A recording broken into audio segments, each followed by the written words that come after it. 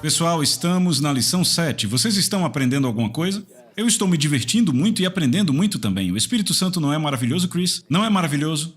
Certo. Então, agora nós vamos falar aqui nesta lição sobre como um chamado pode ser abortado ou seriamente prejudicado. Certo? Como se pode abortar um chamado? Certo. Eu vou ler em Hebreus capítulo 12, verso 1, e é muito importante.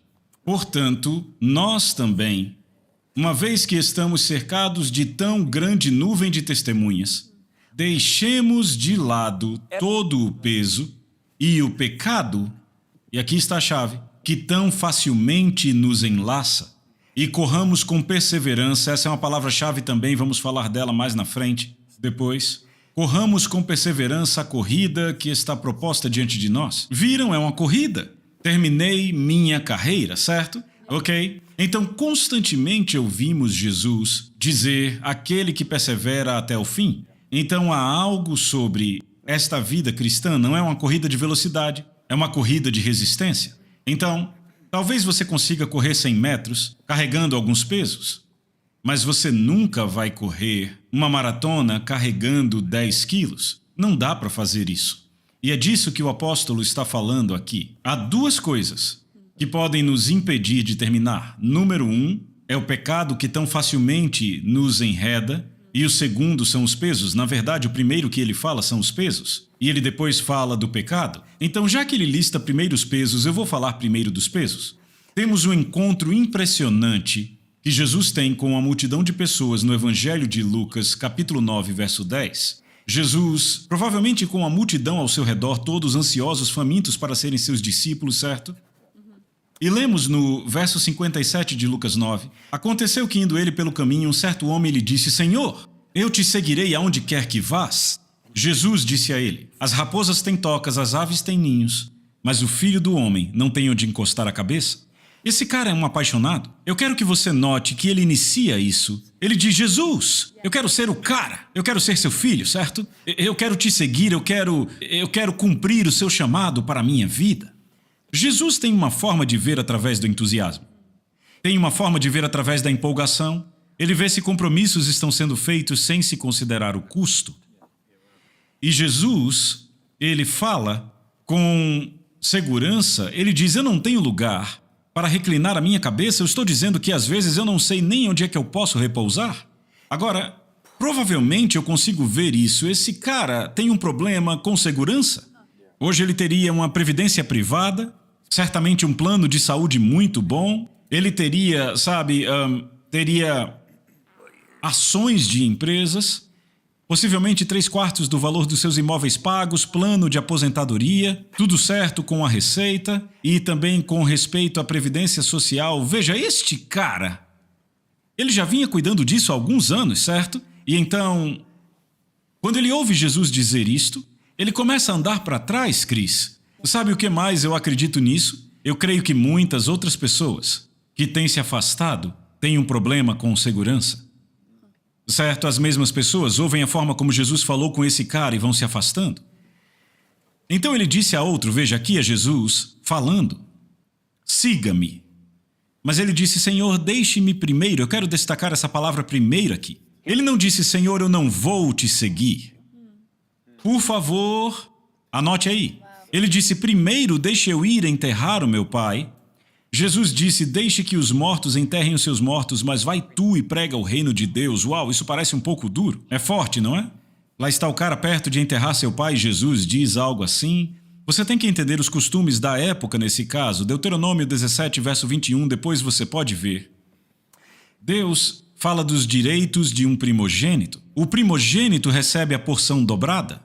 Mas o costume aqui era, e veja como a palavra de Deus pode conflitar com a tradição, o costume ou a tradição dizia que se o primogênito não enterrasse o pai, a porção dobrada ia para o segundo filho, o primeiro não recebia nada. Então sabe o que estava na mente desse cara? Era na grana que ele estava pensando, certo? E ele vai se afastando.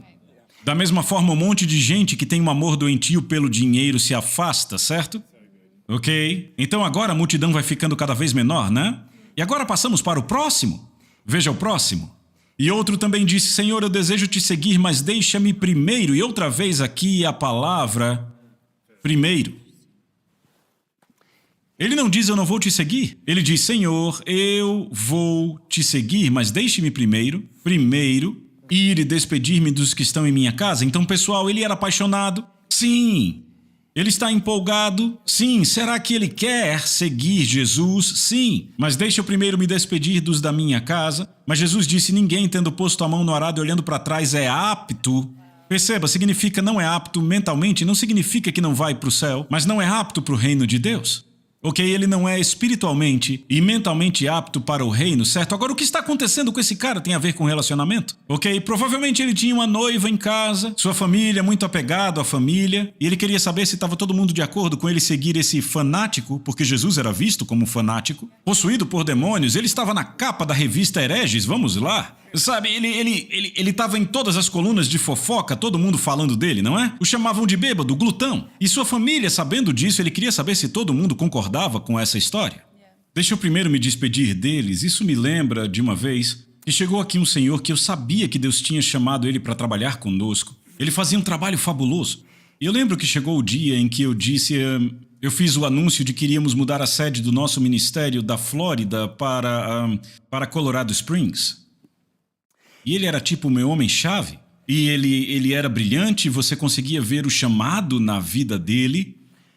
Ele começou a dizer: eu não sei, eu não sei, eu não sei. Ele começou a ficar indo e voltando, ele ia a reuniões comigo, via Deus se mover e dizia: ok, eu quero ir. Mas algumas semanas depois ele vinha com: eu não sei, eu não sei. Eu disse: rapaz, apenas ore sobre isso e depois você me diz. E uma noite eu tinha dirigido bastante, eu fui dormir e tive um sonho muito vívido. E nesse sonho, estávamos no mesmo quarto de hotel. Ok, era um quarto duplo, isso não acontece, porque quando eu vou pregar, o meu assistente fica num quarto, eu fico num outro, porque eu quero um lugar que eu possa orar. Mas nesse sonho estávamos no mesmo quarto e eu me lembro que eu não conseguia chegar no quarto porque eu estava fazendo algo para a reunião, eu estava falando com um pastor ou algo assim. E quando eu chego no quarto, ele já tinha desfeito todas as suas malas. Então eu comecei a abrir as minhas malas para desfazê-las também. Eu abria uma gaveta, estava cheia com as coisas dele, outra gaveta cheia das coisas dele, todas as gavetas do quarto cheias das coisas dele, e a minha mala cheia. E eu acordei e Deus disse: ele não vai, porque ele está pondo o que é importante para ele em primeiro lugar. E aconteceu coisa de 3 dias depois, estávamos numa viagem, ele disse: John, eu já tomei a minha decisão final. Eu disse: eu já sei, você não vai. Ele disse: é isso. Sabe, eu amo esse cara. Ele vai para o céu, ele é um grande homem. Ele é um homem piedoso. Mas eu sempre me pergunto, será que ele perdeu algo que, na verdade, era de fato algo que Deus havia feito para ele? Porque ele queria estar perto da família dele. Ele queria ficar perto das pessoas com as quais ele cresceu e ele não queria ir embora. Então, não é que esse cara tenha dito: eu não vou segui-lo. Ele disse: deixe-me primeiro. Agora, isso para mim é muito importante. O que você põe em primeiro lugar? O que é importante para Deus ou o que é importante para você? E se você põe o que é importante para Deus primeiro, então ele torna o que é importante para você uma prioridade? Eu aprendi isso. E de fato é verdade. Então, sabe, muitos anos atrás, eu percebi que o golfe estava fora do lugar na minha vida. E eu disse: sabe, eu vou parar com isso. Eu sabia que eu tinha que desistir daquilo, estava ficando no meu caminho, atrapalhando minha relação com ele. E eu me afastei daquilo por 1 ano e meio. E Deus disse: eu sei o quanto esse rapaz gosta de golfe. E aí vieram 2 homens e colocaram milhares de dólares em equipamento de golfe no meu carro, com a diferença de 1 ano um para o outro. E eu disse: Deus, o que eu faço com isso? Ele disse: vai jogar golfe? E agora Deus usa o golfe para que eu arrecade mais de 5 milhões de dólares para o reino. Então veja, eu escolhi o que era importante para ele, e ele me devolveu o que ele sabia que eu amava. Eu penso que Deus faria isso por aquele homem, mas ele fez uma escolha e tudo bem. Está tudo bem, tudo ok, mas ele fez uma escolha. Vocês entendem o que eu digo? Então, Jesus agora está lidando com os 3 principais obstáculos, os 3 laços que impedem as pessoas de cumprirem seu chamado. Quais são os 3? Segurança, o segundo é dinheiro e o terceiro são os relacionamentos. Deixa eu mostrar o que Jesus fala sobre os relacionamentos, é impressionante. Diz: uma grande multidão seguia Jesus. Ele se virou e disse para eles: se vocês querem ser meus discípulos, E aqui está, mais uma vez, se vocês querem, devem, em comparação, odiar todos os outros. Ou seja, o seu amor por mim, em comparação com o seu amor por qualquer outro, será ódio em comparação. O seu pai, e ele começa a listar sua mãe, sua esposa, seus filhos, seus irmãos e irmãs, sim, a sua própria vida. Do contrário, não podem ser meus discípulos, sabe? Eu vejo... Você imagina como foi difícil quando comecei a viajar para me despedir dos meninos? Meu Deus do céu! Eu me lembro, dentro do carro, eu ia para o aeroporto, olhava para trás e via a Lisa com o Adson assim na calçada, mais ou menos, sabe, desse tamanho, e eu pensando, meu Deus! Oh, meu Deus! Mas eu olho para o relacionamento que eu tenho com os meus 4 filhos agora. Eu não poderia sonhar com um relacionamento melhor com 4 homens. Eu creio que Deus disse, você tomou o que era importante para mim primeiro. E eu vou te devolver tudo que você poderia ter feito se você tivesse dito, eu não vou fazer isso, não posso fazer isso. E então, é com isso que ele está tratando aqui, relacionamentos. Pessoas dizem, eu não vou cumprir o chamado de Deus por causa dos relacionamentos. Eu não posso cumprir o chamado de Deus porque eu não sei de onde virá o dinheiro. Não posso cumprir o chamado de Deus porque eu tenho segurança, eu tenho uma casa, eu estou quase terminando de pagar. Ele lida com os relacionamentos e sabe o que ele fez? Ele reduziu uma multidão de milhares para cerca de quase 70 só. Ok? Veja o próximo versículo e é por isso que deixamos passar. Porque o próximo versículo é o capítulo 10, versículo 1. Mas veja, Lucas não escreveu em capítulos e versículos. A igreja no século XIV colocou capítulos e versículos. Aqui é uma continuação. Ele continua a dizer depois dessas coisas, depois de quais coisas? Depois de Jesus reduzir aquela multidão de milhares para cerca de quase 70 pessoas. O Senhor nomeou, agora lembre, eleição, eleitos e nomeados. Veja, são palavras similares, você usa intercambiavelmente no Novo Testamento. Então eu poderia dizer, depois dessas coisas, o Senhor escolheu 70 outros e os enviou de 2 em 2 adiante de si a todas as cidades e lugares aonde ele havia de ir. Então disse a eles, a colheita é grande, mas poucos são os trabalhadores. E por que são poucos? Porque poucos vão pagar o preço de se posicionarem para cumprir seus chamados específicos. Estão vendo isso, pessoal? Veja o que Jesus disse, é de partir o coração. Estão prontos? Jesus diz, eu vou colocar isso aqui de novo, a colheita verdadeiramente é grande, mas os trabalhadores são poucos. Veja o que ele diz em Mateus. Pois muitos são chamados. Quantos são chamados? Todos são chamados. Cada pessoa é chamada. Lembra que estabelecemos isso juntos na aula número 1? Todos são chamados, mas poucos são escolhidos. Por que só poucos são escolhidos?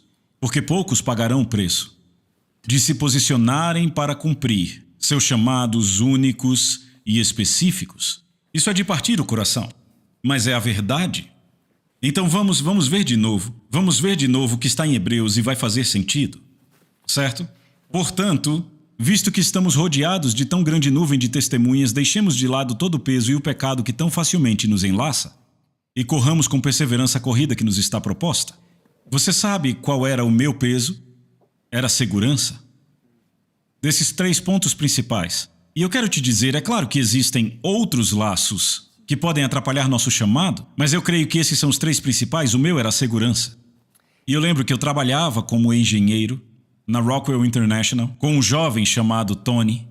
E Tony tinha 2 anos a mais que eu, e Tony era muito ocupado com o chamado de Deus em sua vida. Ele também tinha um chamado para tempo integral, como eu tinha. E Lisa e eu tentávamos entender como vamos entrar no ministério sem risco de perder o que tínhamos por segurança. E eu lembro, na Rockwell International, eles abriram um programa de voluntariado para jovens irem para a Arábia Saudita. Havia uma grande planta deles lá. E a minha esposa estava disposta. Ela disse, quer saber? Talvez devêssemos ir para o exterior, porque eles pagavam muito dinheiro quando você ia para a Arábia Saudita, ok? E aí pensamos, vamos fazer isso, vamos pagar nossa casa, aí quando a gente entrar no ministério não precisa depender do ministério. Então eu fiz a entrevista para ir para a Arábia Saudita, e aquele jovem chamado Tony, um dia depois de um culto à noite, ele disse, John, eu posso falar com você? Eu disse, é claro. E ele me chamou de lado por 2 horas. Imagina uma repreensão. Ele olhou para mim e disse, o que vocês estão fazendo com o chamado de Deus nas suas vidas? Você é chamado. A mão de Deus está sobre você para pregar. Não para ser um engenheiro, para pregar. O que você está fazendo? E por 2 horas ele me exortou. E eu me lembro de sair dali, sabe, o meu pai me criou me dizendo como era importante a segurança. O meu pai Ele não tinha nem ar-condicionado no carro, ele não colocava nem rádio no carro, porque custava mais. Ele dizia que cada centavo poupado era um centavo ganho. E o meu pai nunca ganhou mais de $3.000 por mês, mas já velho ele tinha guardado $1 milhão por causa da forma como ele vivia. Sabe, era um homem incrível. Aquilo estava em mim.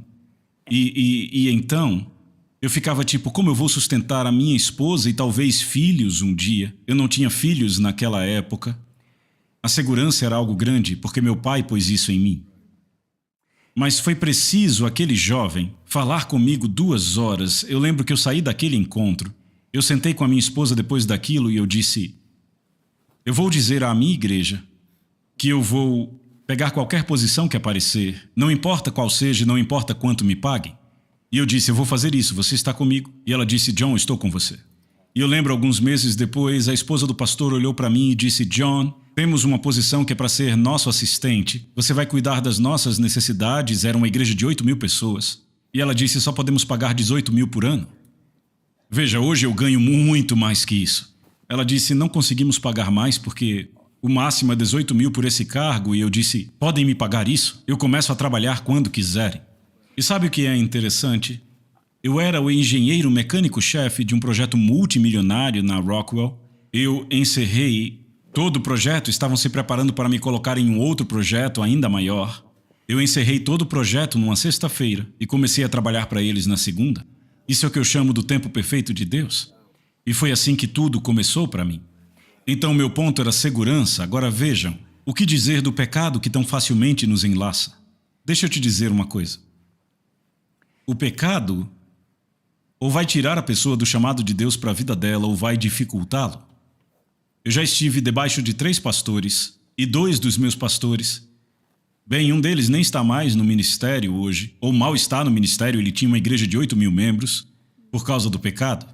Outro pastor tinha pecados com os quais não lidava. E note que ele diz que tão facilmente nos assedia. O meu pecado era a luxúria. E eu lembro que eu fiquei preso à pornografia desde os 11 anos.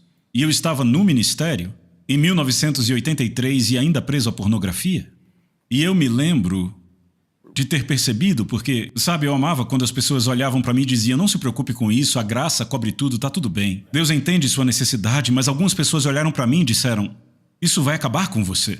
Isso vai sugar a vida que há em você. Isso vai matar a sua vitalidade na vida. E eu me lembro que eu fiz um jejum de 4 dias e Deus me libertou da pornografia em 6 de maio de 1985. E agora, mais tarde na vida, esse foi o pecado que facilmente me enlaçou. Então a segurança me atrapalhava, o pecado era luxúria.